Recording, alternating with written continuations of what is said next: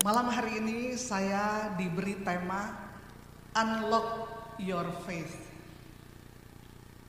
Bukalah kunci imanmu.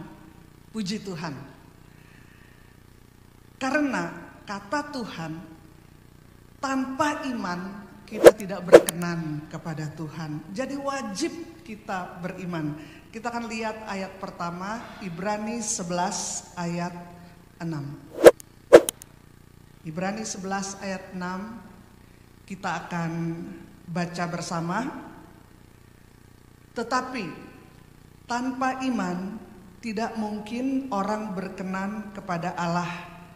Sebab barang siapa berpaling kepada Allah, ia harus percaya bahwa Allah ada dan bahwa Allah memberi upah kepada orang yang sungguh-sungguh mencari Dia.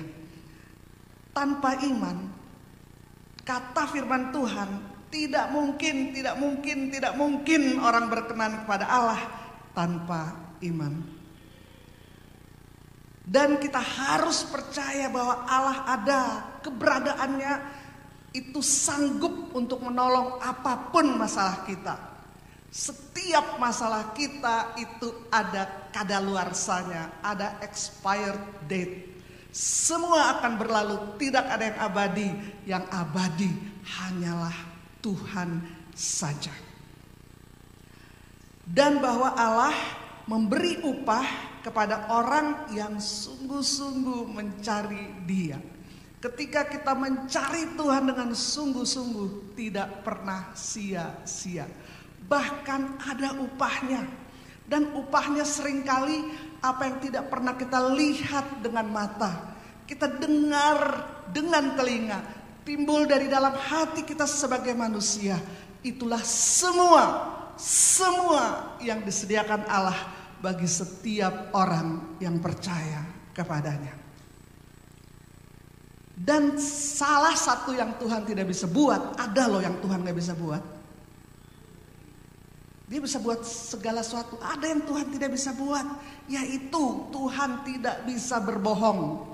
Dia tidak bisa berdusta, karena bapa segala pendusta adalah iblis.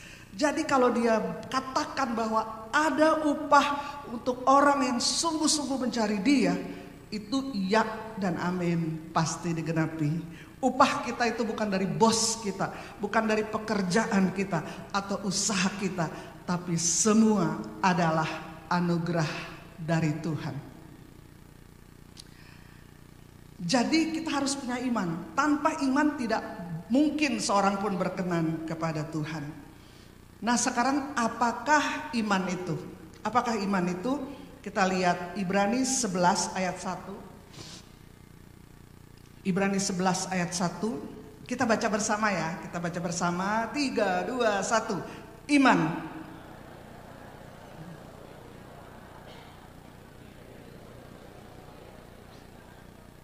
Ya, puji Tuhan. Jadi iman adalah fondasi dari segala pengharapan kita, dasar dari pengharapan kita, dan bukti dari segala sesuatu yang tidak kita lihat. Contoh sederhana. Ini jauh sebelum pandemi ya. Waktu lagi booming-boomingnya jualan apartemen. Di Jakarta saya juga ada PD anak muda. Mereka panggil saya Mafa, artinya Mama Funky. Jadi satu ketika ada satu anak, dia bekerja di perusahaan properti yang terkenal di Jakarta. Nah waktu itu mereka mau launching apartemen di lokasi yang sangat baik. Kemudian dia bilang sama saya, aduh Mafa, itu luar biasa. Kalau launching itu kan cuma modal apa? Modal gambar, brosur gambar gitu kan.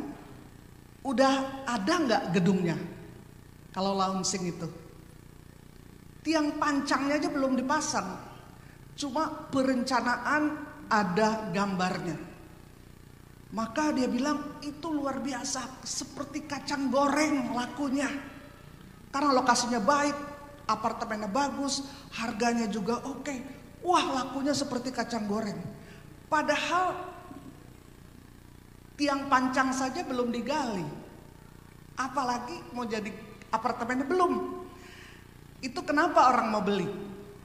Karena tanda petik percaya atau beriman kepada perusahaan pengembangan itu.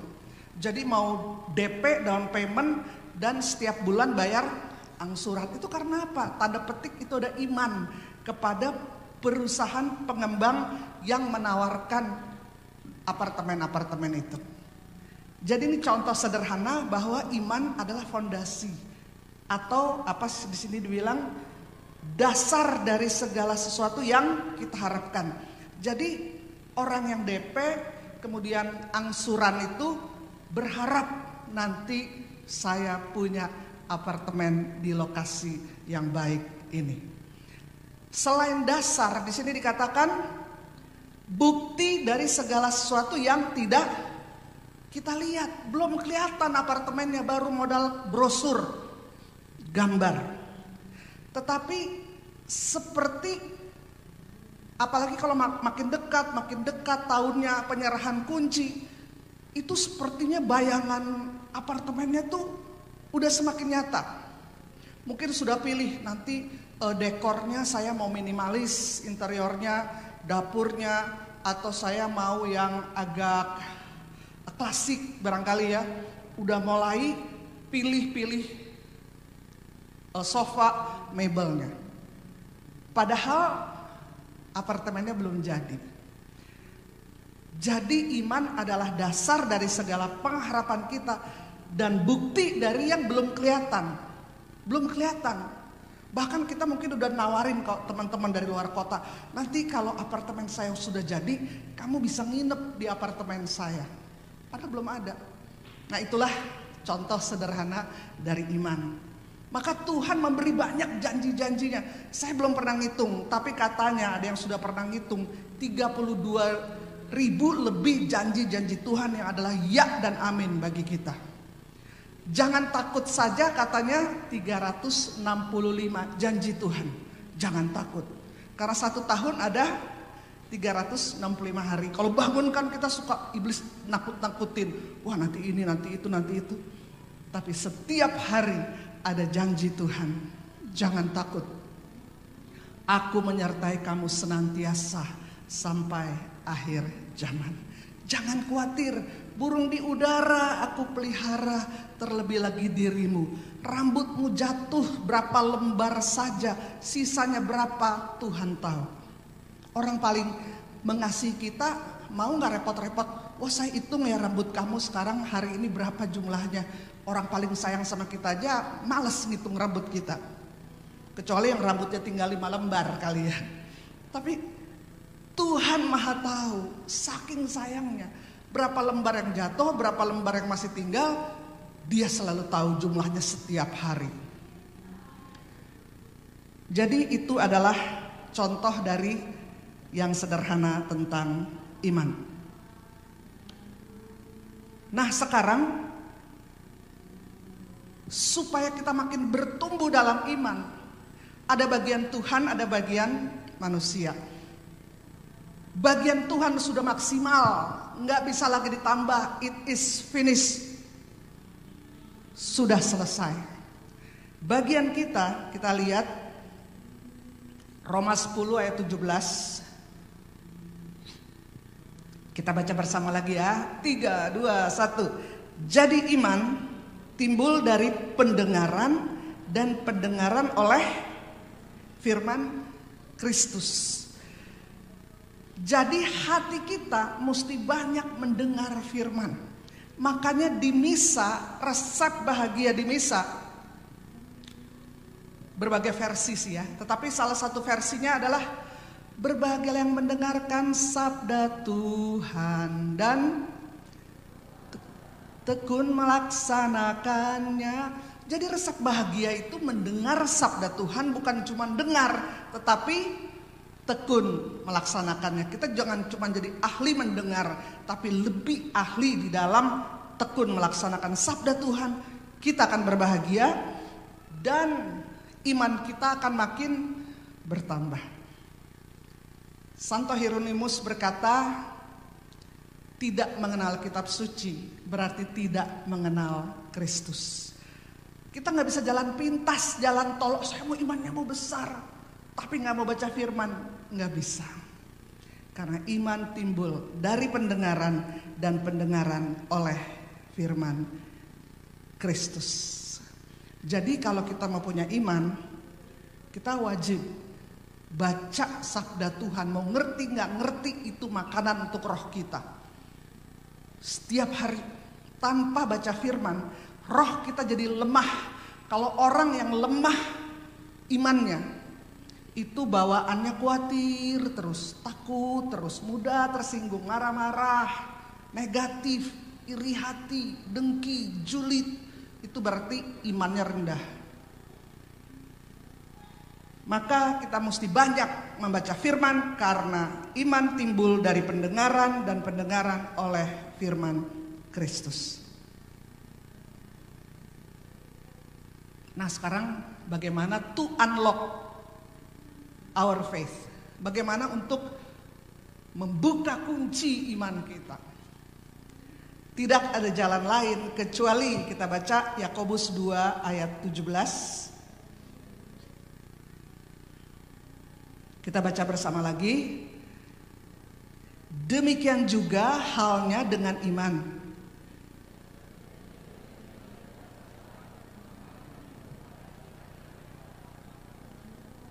Pada hakikatnya adalah mati. Kadang-kadang saya suka bilang di kota-kota, iman tanpa perbuatan adalah, ada yang bilang sia-sia. Enggak, di mana tuh sia-sia? Masih mending kalau sia-sia. Tetapi firman Tuhan di sini bilang, jika iman itu tidak disertai perbuatan, maka iman itu pada hakikatnya adalah mati. Jadi to unlock our faith itu mesti lewat perbuatan, melangkah dalam iman. Jadi nggak bisa Tuhan buka dulu jalannya, baru saya mau maju Tuhan. Tidak, kita maju dulu dalam iman, baru terbuka jalannya. Saya mau cerita ya. Ini di akhir tahun 80-an. Banyak yang belum lahir kali di sini ya. Ada yang lahir tahun 80-an? Ada juga ya. Tapi kebanyakan kayaknya lahirnya mungkin 90 kali ya. Ada yang 2000 juga barangkali. Nah, ini akhir tahun 80-an. 89 kalau nggak salah. Saya ditelepon Bu Esther Kandel. Dia bilang, wah saya diundang menjadi salah satu speaker di Asian Rally di Amerika. Jadi di Amerika itu nanti berkumpullah orang-orang Asia. Ada orang Vietnam, orang Kamboja, orang Singapura, Filipina, Malaysia. Pokoknya se-Asia akan conference. Jadi dia akan menjadi pembicara, salah satu pembicara. Satu-satunya dari Indonesia. Panitia akan memberi tiket Bu Esther sebagai pembicara, dan Ibu Esther boleh membawa penterjemah. Jadi Ibu Esther telepon saya. Waktu saya berdoa, sepertinya Tuhan suruh kamu yang jadi penterjemah bagi saya. Karena kamu tuh sering bersama-sama saya. Jadi kalau saya khotbah, kamu tahu apa maksud saya. Kadang-kadang ada orang yang ahli bahasa Inggris, tapi nanti dia nggak tahu sebenarnya maksud saya. Jadi waktu saya berdoa, Tuhan bilang, kamulah jadi penterjemah saya. Aduh, dalam hati saya ya, karena saya sadar bahasa Inggris saya seperti air, tapi air mampet, gitu, suka mampet. Langsung saya bilang, saya nggak bisa Bu Esther. Saya tuh nggak lancar bahasa Inggrisnya. Jangankan Ibu Esther khotbah bahasa Indonesia, terus saya bahasa Inggris terjemahkannya. Orang khotbah bahasa Inggris, saya terjemahkan bahasa Indonesia aja belum pernah. Jadi cari yang lain. Tetapi Tuhan bilang di hati saya, kamu. Jadi kamu berdoa, besok saya tanya lagi. Ini dibayarin semua katanya. Besok saya telepon lagi. Akhirnya saya berdoa, Tuhan, bagaimana ini Tuhan? Ya. Terjadi dualisme di dalam keberadaan saya. Kita kan tanda petik seperti ada Tritunggal juga, tubuh, jiwa, dan roh. Di roh itu sepertinya berangkat. Tetapi di dalam jiwa, pikiran, perasaan, kehendak yang tahu kemampuan sendiri, gak mau berangkat. Jadi seharian itu roh bilang berangkat, di jiwa gak mau. Besok Bu Esther telepon, bagaimana? Katanya, saya cerita, ini heran, ketika saya berdoa seperti ada suara, ada kesannya berangkat. Tapi secara tahu kesadaran kemampuan bahasa Inggris saya gak mau berangkat. Bu Esther bilang apa? Puji Tuhan, saya langsung pesen tiket. Aduh jangan dulu bos, itu berarti dari Tuhan kamu berangkat katanya. Pesan tiket dia. Bukan, jadi dia pesan tiket semua dibiayai oleh panitia dari Amerika. Saya cari pengganti diam-diam. Saya tanya yang jago-jago bahasa Inggris ya, kamu bisa gak berangkat tanggal segini? Dibayarin loh semuanya. Wah gak bisa. Saya tanya lagi ini, tanya itu. Gak ada yang bisa. Gak ada yang bisa. Saya diam-diam, Ibu Esther gak tahu saya cari pengganti. Gak ada yang bisa. Akhirnya saya coba latihan. Coba kamu, saudara saya, coba bahasa Indonesia. Dia baca renungan harian bahasa Indonesia, saya bahasa Inggris. Wah parah deh, pokoknya parah. Itu makin deket orang-orang, wah enak kamu ke Amerika dibayarin. Aduh saya sampai nggak bisa tidur. Kadang-kadang malam kaget gitu, takutnya saya di sana pingsan lagi di mimbar.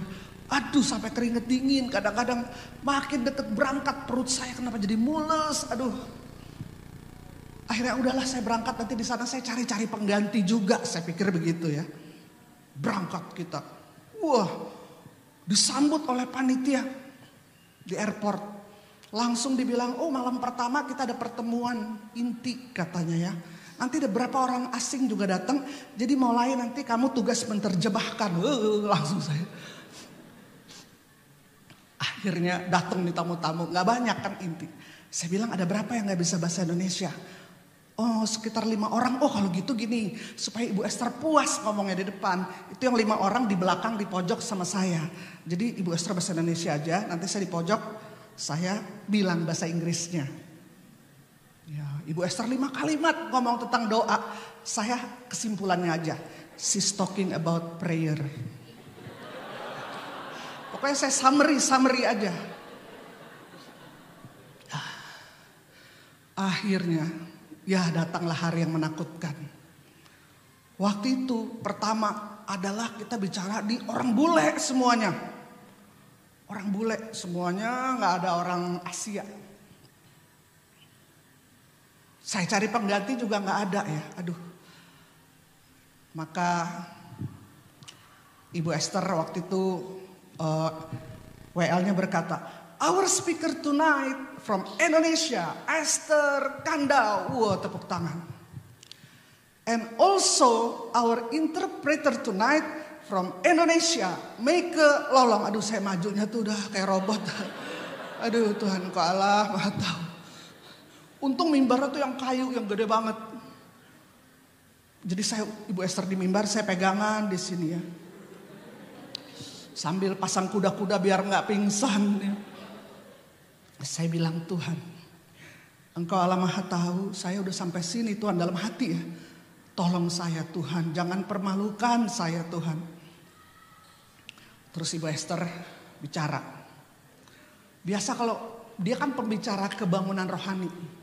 Jadi itu ibarat kalau mobil manual gigi 1, gigi 2, gigi 3, makin hari makin cepet gitu kan. Dan saya saya pikir udah terserah Tuhan. Jadi kayak saya nyemplungin diri, udah saya terjun bebas deh, terserah Tuhan ya. Ini engkau mesti tanggung jawab nih, engkau suruh saya berangkat, engkau tanggung jawab lah. Jadi Ibu Esther, jadikanlah Tuhan tempat perlindungan kita. Aduh apalah ini ya saya pikir. Jadi saya terjemahannya semi bahasa Tarsan. Saya maju, saya gini sambil mikir apa ya perlindungan. Tapi Tuhan itu luar biasa. God is our hiding place. Aduh aman. Udah gitu Bu Esther, kita harus melangkah dalam iman. Aduh dia di sini, saya melangkah jauh ke depan sambil mikir sampai depan banget. Let us step out in faith. Waduh, memang waktu itu Bu Esther bilang, kamu tuh ya, berarti kamu tuh sombong. Kamu pelayanan cuma sebatas kemampuan kamu. Kamu mesti belajar pelayanan itu keluar dari kemampuan dirimu dan masuk di dalam ketidakterbatasan Tuhan. Keluar dari keterbatasanmu dan masuk dalam ketidakterbatasan Tuhan. Jadi waktu saya terjun bebas di Tuhan ya, terserah engkau mau nangkep saya, jangan jatuh ke jurang atau biarin saya terbang gitu kan. Waduh, itu kadang-kadang saya tuh lemah banget grammar. Paling lemah saya grammar. Di Indonesia kan nggak ada past tense, future nggak ada kan. Jadi kalau saya bingung grammarnya, saya sebut semua. He wrote, written the letter. Optional, pilih aja sendiri mana yang cocok. Pokoknya semua yang saya nggak yakin saya sebut semuanya. Terserah di buletin yang mana pilih. Kadang-kadang saya udah nggak ngerti, jadi saya kalau nggak ngerti saya banyak merenung sampai sekarang saya hafal itu lantai gerejanya, gara-gara suka banyak lihat. Aduh, dan ketika saya udah terangkan, terus saya lihat kok mata pada tanda tanya semua nih, nggak ngerti apa gimana, pada merek gas semua di mata-mata. Aduh, pokoknya saya udah bahasa Tarsan, mundar mandir, keliling-keliling. Nerjemahinnya saya nih bahasa Tarsan. Bu Esther tetap di mimbar yang gede itu, saya kesana. Pokoknya mencintai Tuhan dengan segenap kekuatan juga. Dan saya pikir kapan selesainya nih Bu Esther, nggak selesai sampai urat saya tuh kayak udah kenceng di sini nih. Aduh, kalau terus dikit bisa, udah terlalu fokus. Akhirnya selesai. Aduh, puji Tuhan selesai. Di altar call lagi. Pelayanan doa lagi. Pokoknya sebisanya saya terjemahkan. Tiba-tiba Roh Kudus melanda. Pada nangis-nangis orang. Saya heran, pada ngerti juga nih orangnya. Wah, pada nangis. Waduh, seru banget. Dikudeta sama Roh Kudus itu acara. Jadi saya, terima kasih Tuhan. Memang saya terbatas tapi rohmu tidak terbatas. Jadi belajar melangkah keluar dari keterbatasan kita sebagai manusia. Masuk dalam ketidakterbatasan Allah. Karena semua hamba Tuhan, nabi, rasul di kitab suci disuruh yang gak bisa dengan kekuatan sendiri. Mana bisa Musa disuruh belah laut merah cuma pakai tongkat. Daud ngalahin Goliat cuma dengan alih-alih dengan katepel. Daniel disuruh nginep di gua singa yang singanya udah dibiarin lapar. Semuanya mustahil. Tapi bagi Tuhan tidak ada yang. Jadi memang kalau kita disuruh melangkah iman itu to unlock our faith dengan perbuatan. Mesti melangkah. Jangan buka dulu Tuhan, buka dulu pintunya baru saya masuk. Enggak. Kita mesti melangkah dulu baru terbuka. Dan akhirnya WL-nya berkata, udah selesai nih kita udah duduk. WL-nya pokoknya dia memujilah Bu Esther, luar biasa dipakai oleh Holy Spirit katanya. Also our interpreter tonight Michael Lolong katanya dia menerjemahkan very clear. We can catch the message. We can get the message clearly katanya dalam hati saya. Aduh, itu cuma Tuhan aja lah. Cuma Tuhan aja. Dan setelah itu saya disalamin sama berapa orang. Dalam hati saya ini beneran apa cuma basa-basi nih. Tapi Tuhan itu luar biasa. Luar biasa. Itu pendoa syafaat. Ada orang-orang Indonesia pendoa syafaat. Itu sampai lupa berdoa waktu saya terjemahkan. Mereka ketawa terus sampai hampir jatuh dari bangku. Karena saya kayak Tarsan gitu mundar-mandir. Tapi lewat unlock my faith, pelan-pelan saya bertumbuh dalam pengenalan akan kehebatan Tuhan. Akan kehebatan Tuhan. Banyak sih yang saya alami. Ini yang terakhir aja, bulan lalu. Bulan lalu kami pergi ke salah satu kota, ada dengan beberapa romo. Ada sahabat saya di kota itu, punya 3 anak laki-laki.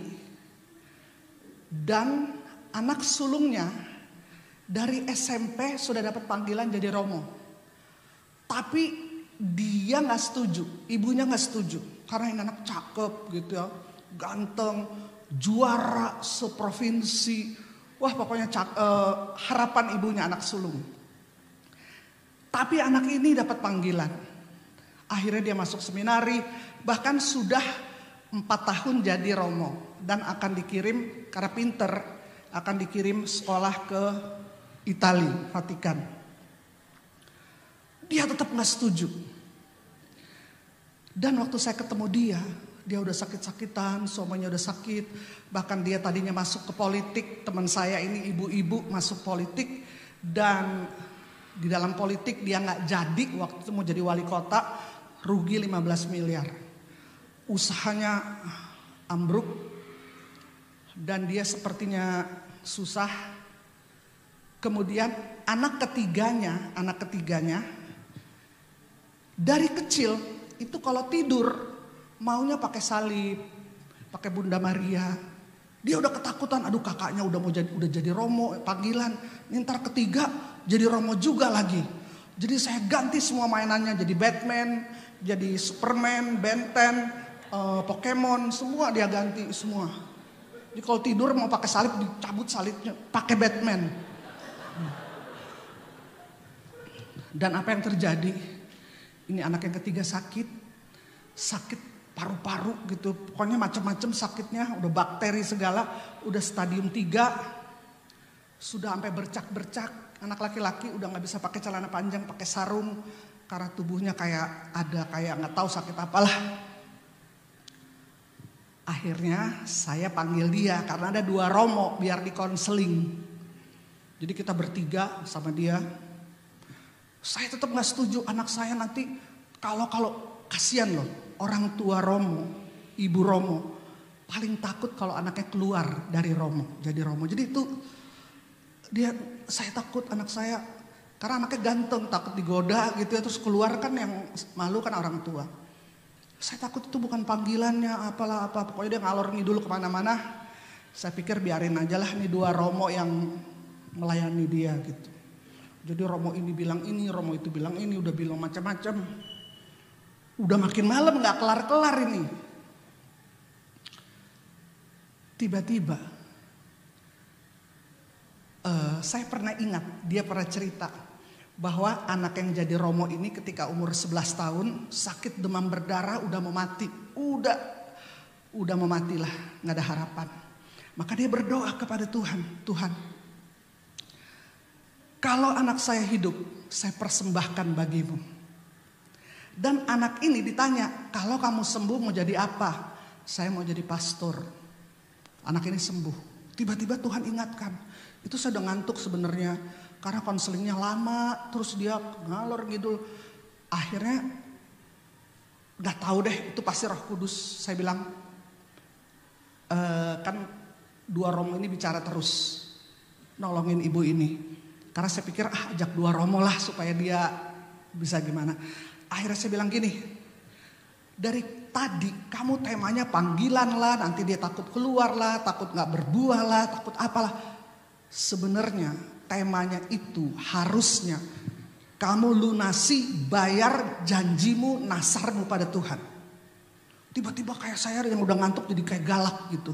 Saya bilang kalau kamu menyerahkan anak ini kepada Tuhan, maka usaha kamu akan dibuka oleh Tuhan. Yang kedua, kamu kurang iman. Kamu berpikir kalau kamu persembahkan anak ini kepada Tuhan, Tuhan gak mampu menjaga dia. Tuhan lebih mampu menjaga anakmu daripada dirimu. Maka Saya ajak waktu itu nyanyi, I surrender all. I surrender all to Jesus. I surrender. Serahkan anakmu. Kamu serahin anak kamu 90%, ekornya kamu masih tahan. Serahkan. Karena anak kamu tuh bukan milik kamu. Jangankan anak kamu, diri kita pun bukan milik kita. Semua kita milik Tuhan, suka-sukanya Tuhan. Gak tahu saya kayak waktu berkobar-kobar gitu ya. Pokoknya saya bilang, ini masalahnya. Kamu berbohong sama Tuhan. Kamu udah janji sama Tuhan, kamu gak lakukan. Kalau kamu serahkan anak kamu 100% kepada Tuhan, Tuhan akan buka jalan. Berkati hidupmu, bisnismu, ekonomi akan pulih. Anakmu yang ketiga akan disembuhkan Tuhan. Itu juga saya melangkah iman. Kalau gak terjadi kan nanti gimana ya. Tapi itu unlock our faith. Kita mesti melangkah iman. Kata Tuhan, kalau kita salah juga gak apa-apa. Asal hati kita tulus. Ada ayatnya, kita akan lihat. Filipi 3 ayat 15 dan 16. Karena itu marilah kita yang sempurna berpikir demikian. Dan jikalau lain pikiranmu tentang salah satu hal. Jadi sebenarnya bukan itu yang Tuhan mau. Salah kita ya. Gak apa-apa juga. Hal itu akan dinyatakan Allah juga kepadamu. Tetapi baiklah tingkat pengertian yang telah kita capai, kita lanjutkan menurut jalan yang telah kita tempuh. Yang penting hati kita tulus. Kita pikir inilah yang terbaik. Tapi kalau salah, kata Tuhan, gak apa-apa juga. Jadi daripada nanti saya salah nih, saya salah. Ada orang gak berani melangkah, takut salah terus. Akhirnya gak melangkah terus. Kan lewat kalau kita salah itu jadi pelajaran untuk kita. Tapi yang penting kita udah pernah coba. Jadi di sini dikatakan jikalau lain pikiranmu tentang salah satu hal itu akan dinyatakan Allah juga kepadamu. Tetapi baiklah tingkat pengertian yang telah kita capai, kita lanjutkan menurut jalan yang telah kita tempuh. Jadi waktu itu malam itu saya kayak nekat gitu ya, bernubuat.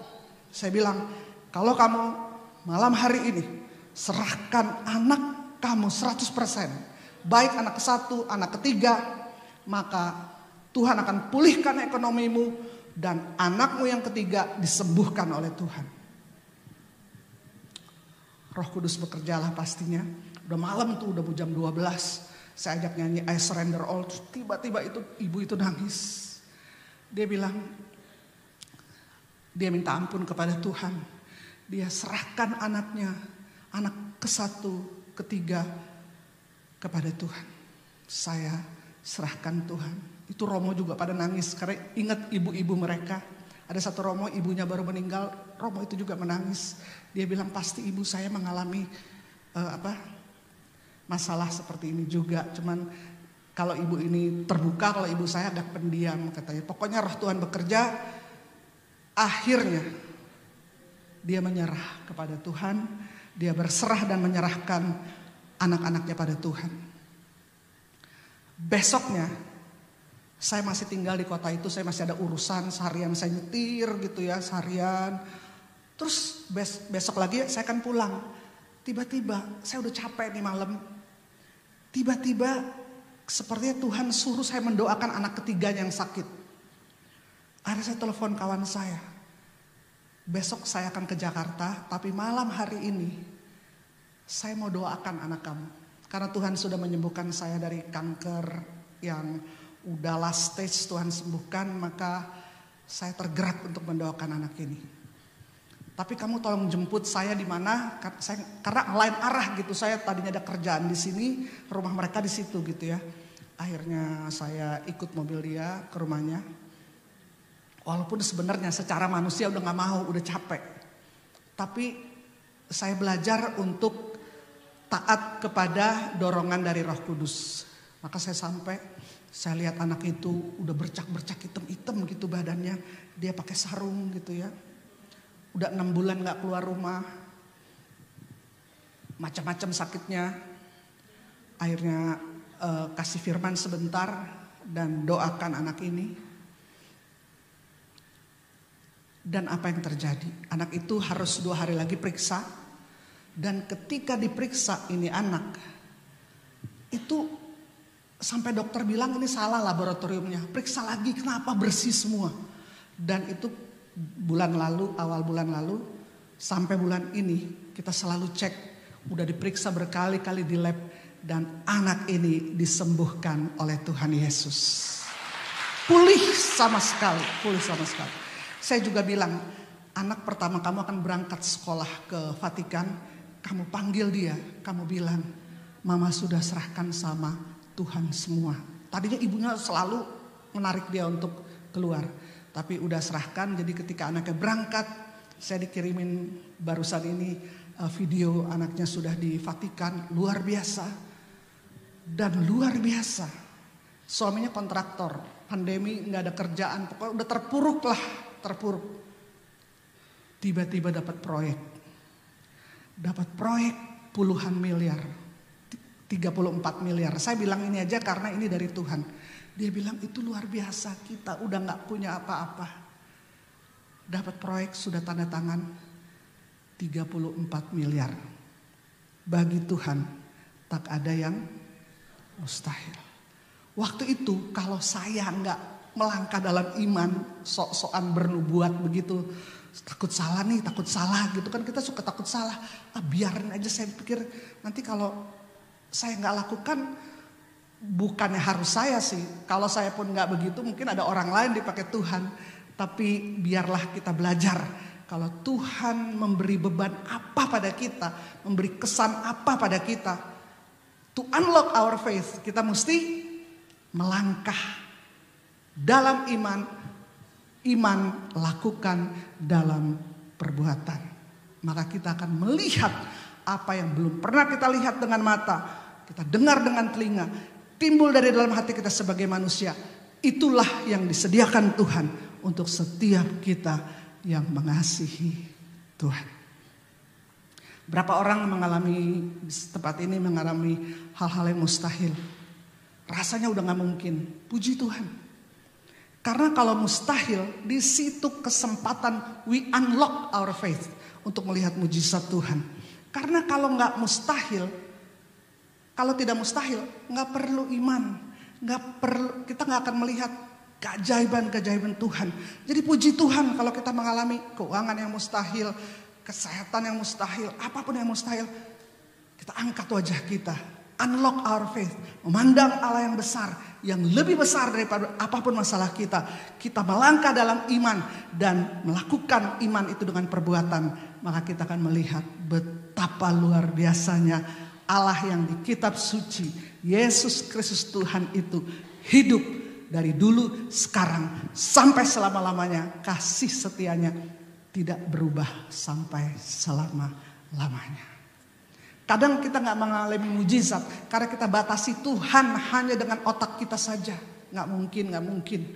Padahal Tuhan itu sejuta, setriliun, seziliun, segesiliun, tak terbatas lebih daripada cuma otak kita saja. Maka kita keluar dari keterbatasan kita sebagai manusia dan berani masuk dalam ketidakterbatasan Tuhan. Kita nyanyikan satu lagu, bagi Tuhan tak ada yang mustahil. Ku yakin saat kau berfirman, cari firman Tuhan yang remah. Kemudian melangkah dalam iman, lakukan iman itu kita lakukan. Dan kita akan melihat mujizat Tuhan. Cerita ini, lagu ini bagi Tuhan tak ada yang mustahil. Saya dengar dari Sari Simorangkir yang menulis lagu ini. Dia bilang, lagu ini tercipta, itu gak saya nulis terus dicocok-cocokin kalimatnya ini, lagunya ini. Enggak, dia bilang. Waktu itu ayah saya sakit kanker tenggorokan. Sakit kanker tenggorokan. Maka ketika saya doakan ayah saya, lagu ini otomatis muncul kata-kata dan melodinya. Jadi saya tumpangin tangan, langsung saya nyanyikan lagu ini. Jadi lagu ini luar biasa. Dan ayahnya disembuhkan daripada kanker tenggorokan. Karena kan kalimat pertamanya, ku yakin saat kau berfirman. Maka kita mesti nantikan firman Tuhan untuk setiap masalah hidup kita. Ku menang saat kau bertindak. Hidupku hanya ditentukan oleh perkataanmu. Ku aman karena kau menjaga. Ku kuat karena kau menopang hidupku, hanya ditentukan oleh kuasa-Mu. Karena bagi Allah tidak ada yang mustahil. Kita keluar dari keterbatasan otak kita, keterbatasan kita sebagai manusia, dan masuk dalam ketidakterbatasan Tuhan. Mari kita nyanyikan lagu ini. Sambil bawa semua hal mustahil kita kepada Tuhan.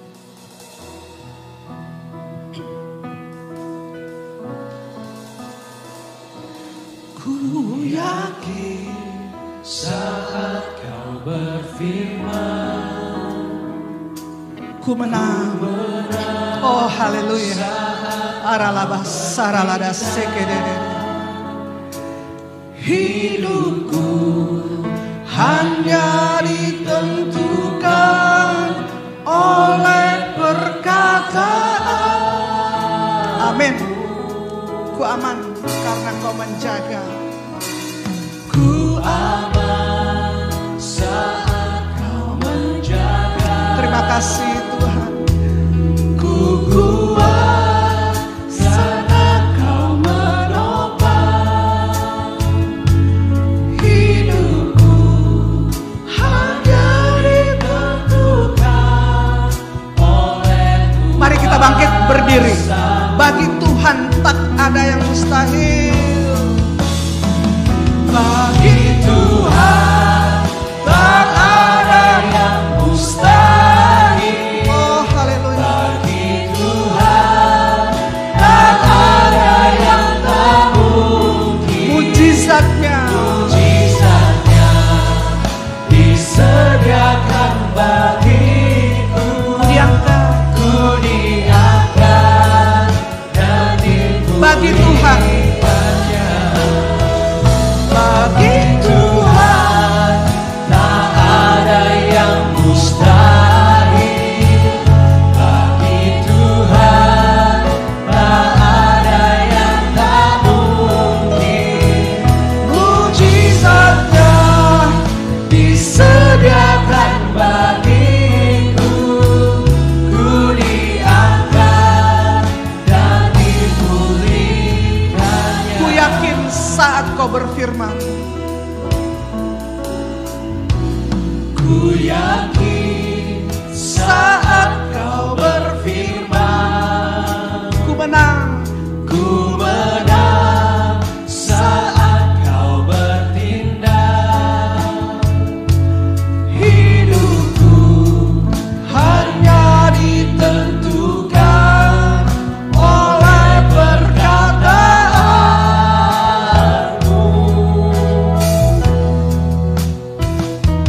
Ku aman karena kau menjaga.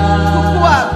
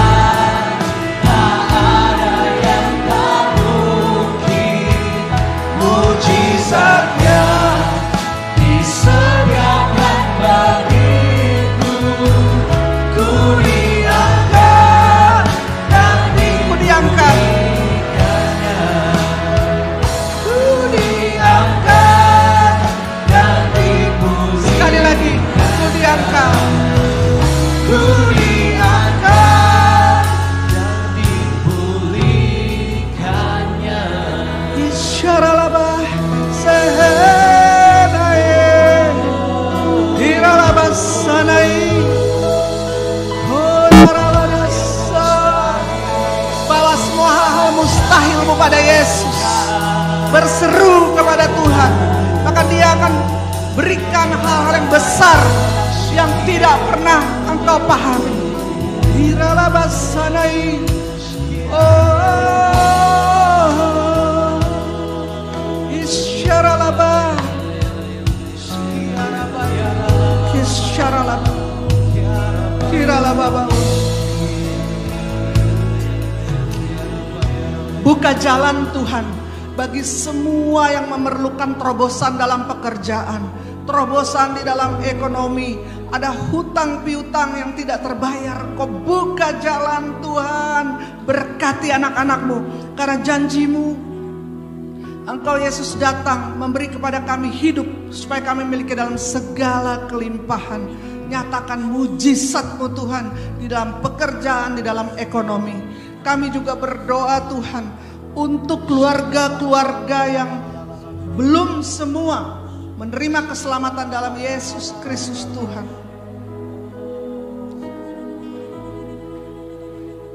Karena kami akan merasa kurang bahagia Tuhan kalau ada satu anggota keluarga kami tidak bersama-sama dengan kami di surga mulia. Kalau ada orang tua, ada kakak atau adik, ada keponakan kami yang tidak bersama-sama dengan kami di surga mulia. Karena itu kami bawa seluruh anggota keluarga kami Tuhan. Selamatkan Tuhan. Selamatkan Tuhan sahabat-sahabat kami. Dan kami memegang janji-Mu Tuhan. Kalau satu orang percaya kepada Yesus Kristus Tuhan, maka dia dan seisi rumahnya akan selamat. Selamatkanlah seluruh anggota keluarga kami. Selamatkanlah orang-orang yang kami cintai Tuhan.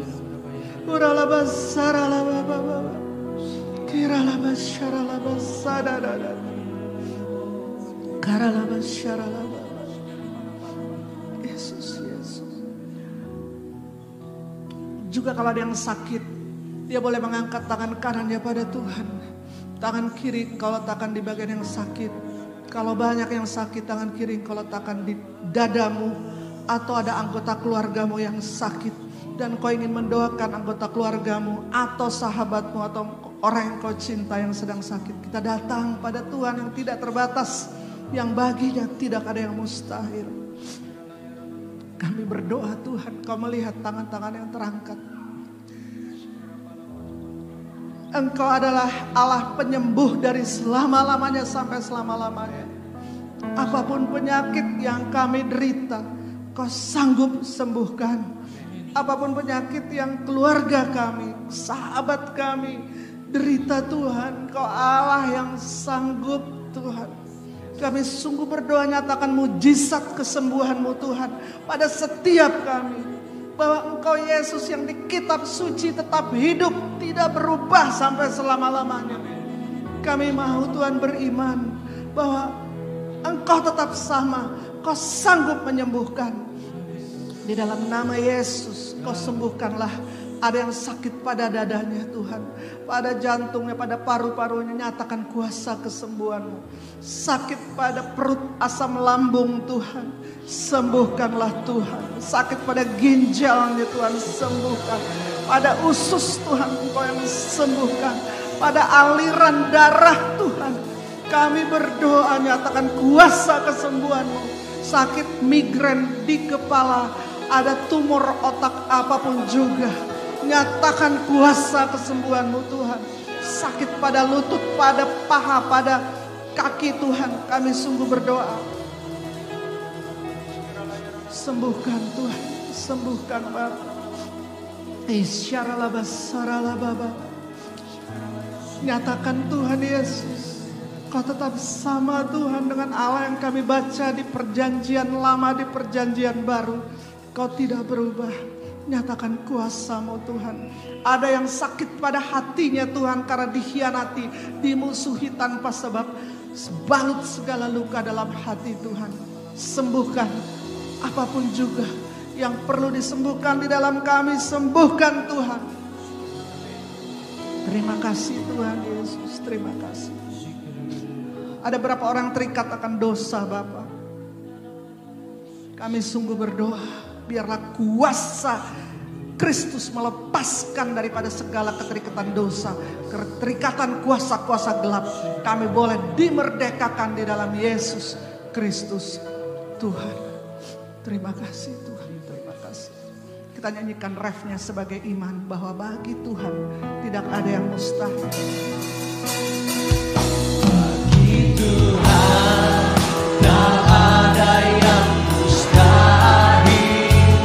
Bagi Tuhan tak ada yang tak mungkin. Mujizatnya disediakan bagiku. Ku diangkat dan sungguh bagi Tuhan tidak ada yang mustahil. Bagi Tuhan tak ada yang mustahil. Bagi Tuhan tak ada yang tak mungkin. Mujizatnya disediakan bagiku. Ku diangkat dan sungguh mujizat Tuhan disediakan bagiku. Mujizatnya disediakan bagiku. Ku diangkat dan katakan dengan iman, mujizatnya disediakan bagiku.